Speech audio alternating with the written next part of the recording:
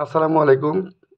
প্রিয় শিক্ষার্থী, আজকে আমরা পঞ্চম শ্রেণীর ৬৮ পৃষ্ঠা সমাধান করব। এখানে উপরে নিচে গুণ করো, এখানে লেখা আছে ৭ নাম্বার কাজটা দেওয়া আছে আমাদের, যে উপরে নিচে গুণ করো। আমরা এর আগে কিন্তু এক পূর্ণ সংখ্যার সাথে দশমিক ভগ্নাংশ গুণ করেছি, কিন্তু পূর্ণ সংখ্যাটা ছিল ১ অঙ্কের।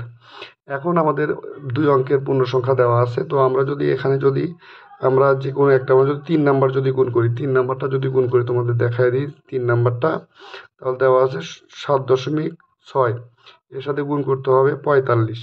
তো এটা যদি গুণ করি তাহলে আমরা যথারীতি যেরকমভাবে আমরা সাধারণ সংখ্যাগুলো গুণ করি সেভাবে আমরা গুণ করে ফেলবো প্রথমে।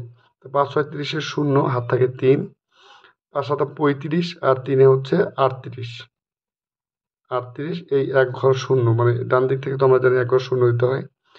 ৪ ৬ ২৪, ৪ হাতে থাকে ২, ৪ ৭ ২৮, আর ২ হচ্ছে ৩০। তো আমরা যদি এখন যদি এটা গুণ করি, যোগ করি, তাহলে এখানেও শূন্য হবে।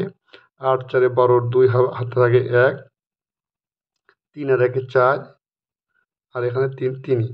আমাদের এখানে দেখতে হবে কত ঘর পর দশমিক আছে। এখানে আমাদের এক ঘর পর দশমিক আছে, তাহলে আমরা এখানে যদি এক ঘর পরে দশমিক দিই, তাহলে দশমিকটা এখানে চলে আসবে, অর্থাৎ আমাদের উত্তর হবে ৩৪২, শুধু ৩৪২, এটা হবে আমাদের উত্তর।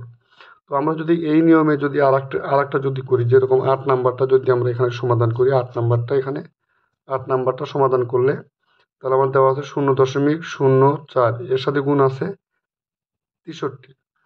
তো আমরা যদি গুণ করে দিই তাহলে আমার ৩ ৪ ১২, ২ হাতে থাকে ১, ৩ ০ ০ ১ একই, এখানে ৩ ০ ০, ৪২৪, এক ঘর শূন্য, এখানে ৪ ৬ ২৪, ৪ হাতে থাকে ২, ৬ ০ ০ আর ২ ২, ৬ ০ ০। এখানে আমরা যদি যোগ করে দিই তাহলে এখানে হবে ২, এখানে ৫, এখানে হবে ২, এখানে ০।